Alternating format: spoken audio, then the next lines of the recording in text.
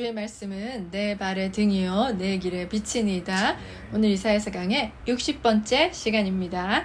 오늘은 이사야서 우리 37장 나머지 26절부터 38절까지를 살펴보겠습니다. 우리 37장 이제 우리 마지막 뒷부분은 하나님께서 이 교만한 아수르를 징계하시고 예루살렘은 구원해 내신다는 내용입니다. 그러면 우리 26절부터 볼까요? 내가 어찌하여 듣지 못하였느냐? 이 일들은 내가 태초부터 행한 바요 상고부터 정한 바로서 이제 내가 이루어 내게 견고한 성읍들을 헐어 돌무더기가 되게 하였노라. 아멘. 이제 이 하나님께서 너 아수르 왕에게 하는 말씀이에요. 네가 아수르 왕 네가 어찌하여 듣지 못하였느냐? 이 일들은 내가 하나님이 태초부터 행한 바요 상고부터 정한 바로서 무엇을 정했다고 하시는 것입니까?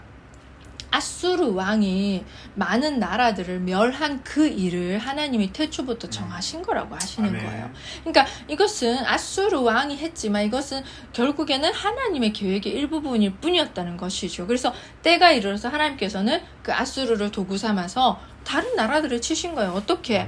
이제 내가 하나님께서 이루어 아수르 왕이 견고한 성읍들을 헐어 돌무더기가 되게 하였노라. 그러니까 하나님께서는 어떤 한 나라를 징벌하기로 작정을 하신 거예요. 그런데 그 도구가 필요하잖아요. 마침 아수르를 들어 쓰신 것이죠. 그래서 아수르를 통해서 그 성읍을 무너뜨려서 돌무더기가 되게 하신 거가 바로 하나님이시라는 거예요. 그래서 우리가 이 사실을 보면서 알 수 있는 단 한 가지 사실은 우리 역사 가운데 일어나는 모든 일 있잖아요. 특별히 어떤 한 영웅을 통해서 일어나는 그런 일이라 할지라도 그 일의 실제 주체는 누구라고요? 하나님이시라는 것이죠. 제가 이것을 읽으면서 우리는 어떤 나라의 대통령이라든가 어떤 나라의 어떤 누군가 한 사람, 영향력 있는 한 사람, 굉장한 부자라든가 권력을 가진 사람이라든가 그런 사람들이 이 세계를 이끌어가는 것 같고 이 지금의 현 시대를 이끌어가는 것 같잖아요. 그런데 사실은 하나님께서 그 사람을 적재적소에 그 시간에 필요할 때 쓰시는 것일 뿐이라는 거. 그리고 그 모든 것을 위해서 주관하시고 운영하시는 분은 누구시라는 거? 하나님이시라는 걸 제가 이번에 깨달은 거예요. 저도 더 새삼. 그러면서 마음이 굉장히 편안해지면서 그렇구나. 하나님은 이 모든 것을 모르시는 분이 아니시구나 하는 걸 깨달았어요. 그래서 참 위안이 되면서도 또 하나님을 더 경외하는 마음이 생기지 않겠습니까? 네. 자, 우리 27절. 그러므로 그 주민들이 힘이 약하여 놀라며 수치를 당하여 들의 풀같이 푸른 나무같이 지붕의 풀같이 자라지 못한 복초같이 되었느니라. 아멘.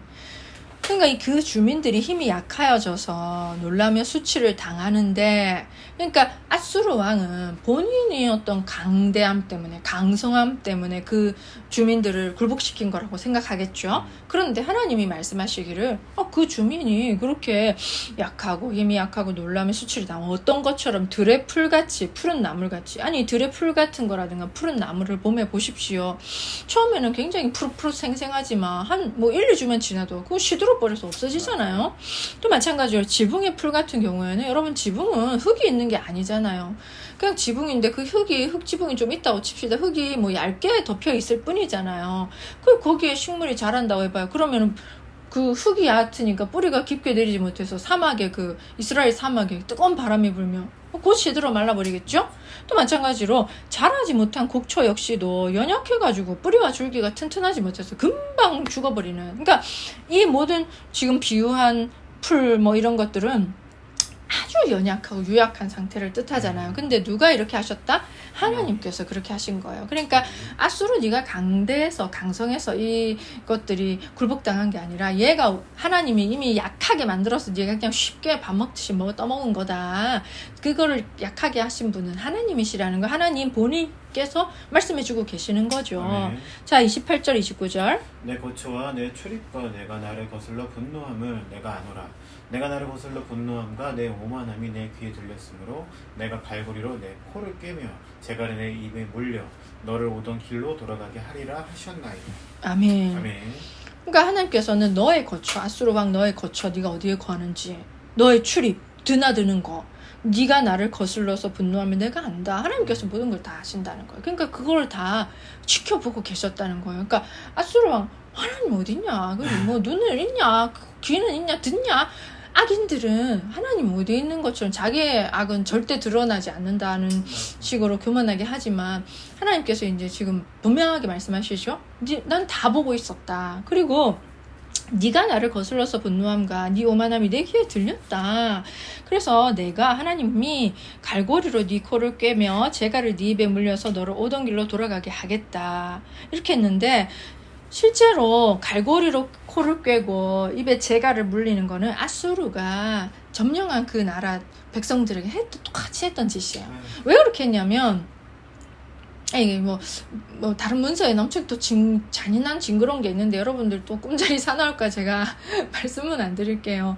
근데 굉장히 잔인하게 그 포로들을 끌고 갔단 말이에요. 이것은 뭐냐면 이렇게 함으로 인해서 굉장히 그 포로들이 꼼짝 못하게 굴복할 수밖에 없게 항복할 수밖에 없게 이렇게 아수르가 잔인한 방법을 썼단 말이죠. 근데 하나님께서는 아수르에게 똑같이 그렇게 할 것을 예고하시면서 아수르를 하나님 발 앞에 무릎 꿇리는 거죠. 굴복시킨다는 것이죠. 그러니까 네가 했던 그대로 네가 다른 민족에게 했던 그대로 내가 너를 굴복시킬 것이다. 그 교만한 아수르에게 예고를 하시는 거예요. 자 30절 왕이여 이것이 왕에게 징조가 되리니 올해는 스스로 난 것을 먹을 것이요 둘째에는 또 거기에서 난 것을 먹을 것이요 셋째에는 심고 거두며 포도나를 심고 그 열매를 먹을 것이니이다. 아멘. 자 이제 이사야가 왕이요 히스기야에게 말하는 히스기야 왕에게 말하는 거예요. 이것이 왕에게 징조가 될 것이다. 징조라는 것은 하나님이 친히 주시는 증거죠. 그리고 나중에 그것이 이루어졌을 때 하나님 말이 진짜 맞네 하는 그것이 바로 징조잖아요. 올해는 스스로 난 것을 먹을 것이. 이 말은 무슨 말이냐면 이 아수르 군대에서 황폐하게 짓밟힌 이 예루살렘 땅, 이스라엘 땅이 너무나 황폐해졌으니까 뭐 땅을 경작하고 거기다 뭘 심어서 열매를 거둘 수 있는 자연체가 아닌 거예요. 너무 황폐해진 거예요. 그래서 그 전해에 났던 게 있을 거 아니에요. 그게 스스로 씨앗을 떨어뜨려서 열매 맺을 그런 게 있을 거 아니에요. 그죠? 그러니까 스스로 난 거. 그러니까 농사 짓지 않고 씨앗이 그대로 스스로 떨어져서 발아해서 난 것을 먹을 거예요. 농사를 못 짓는다는 뜻이에요. 근데 먹기는 먹는데 둘째 해에도 또 거기에서 난 것을 먹으면 둘째 해에도 여전히 농사 지을 만한 땅의 형편이 못 되는 거예요. 그러니까 또 씨앗이 떨어져서 자연스럽게 난 그것만 먹을 수 있다. 근데 셋째 해에는 심고 거둔다는 것은 이제 드디어 정상적으로 땅이라는 것도 회복돼야 될 거 아닙니까? 그래서 거기에 심고 거둬서 그 열매, 그 곡식을 먹을 수 있다는 거예요. 그러니까 어떻게 또 포도나무를 심고 그 열매를 먹을 것이니이다. 그러니까 이것은 진짜 이제 이스라엘 예루살렘이 제대로 회복됐다는 것을 증거하는 것이죠. 그러니까 3년 만에 이 일이 이루어질 것이니까 왕이여 이것을 징조로 삼으십시오 하는 거예요. 자 31, 32절 유다 족속 중에 피하여 남은 자는 다시 아래로 뿌리를 받고 위로 열매를 맺으리니 이는 남은 자가 예루살렘에서 나오며 피하는 자가 시온산에서 나올 것이니라. 만군의 여호와의 열심히 이를 이루시리이다. 아멘. 아멘. 우리 만군의 여호와의 열심히 이를 이루시리이다 이 말을 많이 인용을 하는데 여기 나오는 거네요. 그죠? 자 그 전에 30절은 유다 땅의 회복을 말했다면 이번에 이제 31절 32절은 유다 민족 백성의 회복을 말해요. 유다 족속 중에 피하여 남은 자는 다시 아래로 뿌리를 받고 위로 열매를 맺으리니 우리가 알다시피 아수르 군대에 짓밟힌 유다는 마치 뿌리 뽑힌 나무와도 같았잖아요. 그래서 그냥 가만히 놔두면 시들어 죽어버리는 그런 상태였어요. 그렇지만 그것이 다시 뿌리를 내리고 이제 울창한, 그러니까 튼튼한 나무가 되어서 울창한 나무가 되어서 열매를 맺는다는 거예요. 그만큼 이제 그 유다 백성들이 번창하려는 자리를 잡아서 번창하게 회복된다는 거죠. 그죠?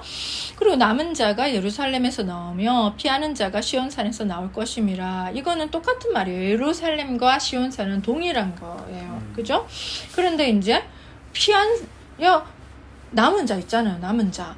피한 자, 그러니까 그거는 예루살렘에 다 모였단 말이에요. 왜냐하면 예루살렘을 제외한 많은 도성들이 아수르 군대에 짓밟혀서 불타서 없어지고 황폐되고 다 죽었고 포로로 끌려갔단 말이에요. 그러니까 겨우 피해서 살아남은 자는 어디에 모였다? 예루살렘 성. 왜냐하면 예루살렘 성만 공격 안 받고 살아남아 있었다는 것이죠. 그러니까 거기에서 살아남은 자들은 이제 아수르 군대가 또 퇴각하고 없어지니까 자기 이제 살던 곳으로 뿔뿔이 흩어져서 그 성읍에 도시에 이제 터를 잡고 그 속에서 살아간다는 것이죠. 그러니까 이제 한 나라가 다시 재건된다는 것이죠. 그죠? 그래서 이렇게 누가 만군의 여호와 열심히 이루시리라. 걱정하지 않아도 된다. 이것은 하나님께서 하시길 것이기 때문에 반드시 이 일은 이루어질 거라고 말씀해 주시는 겁니다. 자, 33, 34절. 그러므로 여호와께서 아수르 왕에 대하여 이같이 이르시되 그가 이 성에 이르지 못하여 화살도 하나 이리로 쏘지 못하며 방패도 가지고 성에 가까이 오지도 못하며 흉벽을 쌓고 치지도 못할 것이요 그가 오던 길 곧 그 길로 돌아가고 이 성에 이르지 못하리라. 나 여호와의 말이니라. 아멘. 아멘. 자, 어떻게 이 아수르 군대가 예루살렘 성은 털끝 하나도 건드리지 못하는지를 설명 다 해주고 있잖아요. 이러지도 못하고 화살 하나도 쏘지도 못하고 방패를 가지고 성에 가까이 오지도 못하고 흉벽을 쌓고 치지 못하고 이거는 이제 아수르 군대가 공격할 때 전형적으로 쓰던 방식이란 말이에요. 너희들 그런 거 하나도 못한다. 너희들은 그냥 그가 오던 길, 그 아수르 왕은 그 길로 돌아가고 이 성에 이르지 못하리니 나 여호와 말이다. 반드시 그렇게 된다. 진짜 그렇게 됐잖아요. 그죠? 우리 뭐 36절에서 나중에 살펴보도록 하고 먼저 35절을 보겠어요. 대전에가 나를 위하여 내 종 다윗을 위하여 이 성을 보호하며 구원하리라 하셨나이다 하니라. 아멘. 참 이 말씀이 은혜가 되는 말씀이에요. 왜냐하면 다윗은 훨씬 이전 사람이잖아요. 너무 그렇게 이전 사람은 아니지. 어쨌든 히스기야 왕 때니까 완전 이전 사람이잖아요. 근데도 하나님께서는 그 다윗 한 사람과 한 약속 때문에 이 성을 지키시는 거예요. 예루살렘을 지켜주시는 거예요. 이들이 뭘 잘했습니까? 맨날 죄만 지었지. 그리고 남은 물론 히스기야 왕은 반짝 잘했잖아요. 그 시대만큼은. 근데 하나님께서는 그 다윗 한 사람과 한 약속을 세월이 지나도 잊지 않으시고 지켜주신다는 거예요. 이것은 얼마나 큰 은혜입니까? 우리도 마찬가지예요. 우리 조상과 한 하나님의 약속, 또 나와 하신 하나님의 약속이 내 이후에도 이루어지고 내가 죽어 없어져도 그것은 영원히 이루어지는 약속이라는 것이죠. 그러니까 참 하나님의 약속을 지키시는 신실함이 여기에서 너무나 돋보이는 것이죠. 아멘. 자, 우리 36절 보겠습니다. 여호와의 사자가 나가서 아수르 진중에서 18만 5천인을 쳤으므로 아침에 일찍 일어나 본즉 시체뿐이니라. 아멘. 자, 이거 유명한 말씀이잖아요. 그죠? 열왕기하 19장에 보면 이 우리 지금 배우고 있는 37장과 처음부터 끝까지가 똑같더라고요. 저는 이렇게 눈을 비비고 이사야서 잘못 적은 거 아니야? 할 정도로 처음부터 끝까지가 똑같더라고요. 그러니까 제가 깜짝 놀랐어요. 저도 이사야 공부하면서 조금 이렇게 다시 비교하면서 같이 봤는데 저 깜짝 놀랐어요. 그러니까 그걸 그대로 뭐 옮겨 썼거나 아니면 그 역사적 사건이니까 그대로 썼겠죠. 그죠? 진짜 너무 똑같아요. 절절마다. 그래서 어쨌든 우리가 너무 잘 알다시피 이 말씀도 많이 인용이 되지만 정말로 하룻밤 사이에 18만 5천 군대가 군사들이 다 죽었어요. 어떻게 죽었는지 모르죠. 학자들은 갑자기 전염병이 돌았다고도 하고 갑자기 뭐가 했다고 하지만 뭔지는 우리가 어떻게 알 거예요. 성경이 없으니까 알 수는 없지만 정말 초자연적인 기적, 하나님의 방식으로 이 재앙이 일어난 것이죠. 그래서 이렇게 죽었으니까 당연히 사내립은 무섭지요. 도망갈 수밖에 없어요. 자기 본국으로 가버렸어요. 자, 우리 37, 38절. 이에 아수르의 사내립 왕이 떠나 돌아가서 니느웨에 거주하더니 자기 시인 니스록의 신전에서 경배할 때 그의 아드랄렘과 사레셀이 그를 칼로 죽이고 아라랏 땅으로 도망하였으므로 그의 아들 에살핫돈이 이어 왕이 되니라. 아멘. 그러니까 보세요. 이 아수르의 사네립 왕이 떠나 돌아와서 니느웨는 아수르의 수도예요. 우리가 요나가 니느웨 가가지고 외쳤는데 대충 외쳤죠. 왜냐면 아수르가 이렇게 나쁜 짓을 했으니까 니느웨 아수르에 가가지고 제대로 전도를 하고 싶었겠습니까? 그들은 망해도 싸는 존재들인데, 근데 어쨌든 그 니느웨는 아수르의 수도예요. 수도. 그래서 거기서 거주를 했던 것이죠. 그리고 거기서 자기 신 니스록의 신전에서 경배할 때 이 니스록은 아수르 전체의 국가가 섬겼다기보다는 그런 이제 문헌을 찾아보면 이 사네립 왕이 그냥 개인적으로 섬기는 신이었을 것으로 추정을 해요. 그러니까 자기가 개인 신이 있었겠죠. 그러니까 이 신전에 가서 경배를 하는 거예요. 그러니까 이 신 니스록 신 때문에 자기는 모든 전쟁에서 승리했다고 믿었으니까 이 신이 나를 지켜주시고 강하게 해줬다고 하니까 그 경배를 할 때 그의 아들 아드람멜렉과 사레셀이 그를 칼로 죽였어요. 근데 이제 왜 이렇게 죽였냐면 뒤에 나오는 왕이 된 에살핫돈이 이제 이 에살핫돈은 막내 아들이에요. 막내 아들. 근데 막내가 너무 유능했던 거예요. 근데 보통 첫째가 좀 삐리하면 둘째가 왕이 되지 막내가 왕이 되는 법은 없잖아요. 그러니까 그 사네립 왕이 막내가 보니까 너무 유능하니까 그 아이를 후계자로 세워놨더니 형들이 반란을 일으킨 거죠. 그러니까 이 누구예요? 아드람멜렉과 사레셀은 형들이에요. 형들이 이제 그 아버지의 뜻이 너무나 마음에 안 드니까 반역을 꿈꿔서 그 아버지를 죽인 거예요. 근데 그 죽였으면 성공했어야 되잖아요. 실패하고 만 거예요. 죽이긴 죽였는데 그 반역은 실패해버리고 결국에는 저도 역사적으로 왜 실패했는지는 주석이 안 나와서 자세히는 모르겠어요. 어쨌든 실패했겠죠. 그래가지고 아라랏 땅, 지금 터키 부근 거기 있잖아요. 그걸 도망하고 만 거예요. 그런데 이제 당연히 그럼 자연스럽게 유능한 에살핫돈이 이어서 왕이 되겠죠, 그죠? 그래서 그런 역사적 사건이 있었다고 합니다. 아수르에. 근데 저도 정확한 사건은 찾아보지 않아서 모르겠지만 아무튼 그런 내막이 있었어요. 근데 저는 이게 돌아가서 곧장 이렇게 된 줄 알았더니 20년 후에 있었던 일이래요, 여러분.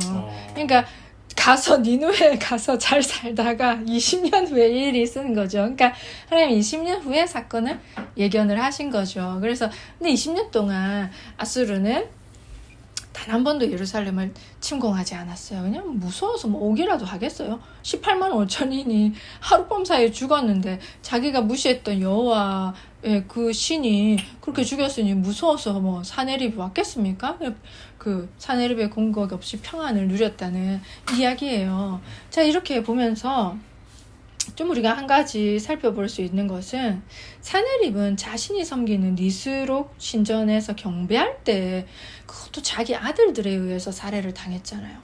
근데 히스기야는 급한 일이 있을 때 여호와의 성전으로 찾아가서 기도했잖아요. 그러면서 아수르의 그런 공격에서도 구원받았고 또 다음 시간에 배울 자기가 죽을 병에 걸렸는데도 또 여호와의 성전으로 쪼르륵 달려가서 여호와께 애원하니까 하나님께서 계획을 변경해가지고 맞아. 목숨을 연장해줘요. 이 정말 대조적이지 않습니까? 우상을 숭배하던 자는 그 우상 숭배하던 그 자리에서 죽어버리고 말았어요. 그것도 살해당해서. 근데 여호와 하나님을 섬기는 자는 그 자리를 갈 때마다 그 열매가 있어, 응답이 있어, 그죠? 목숨이 연장되고 구원받고 내 손 하나 까딱 안 하고 적군들이 무너지고, 그죠?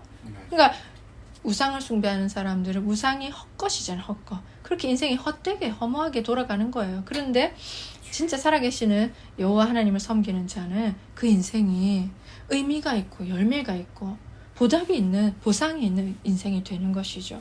이것을 보면서 우상 숭배하는 자와 하나님을 경배하는 자의 인생이 얼마나 뚜렷한 차이가 있는지를 우리가 알 수가 있는 것이죠.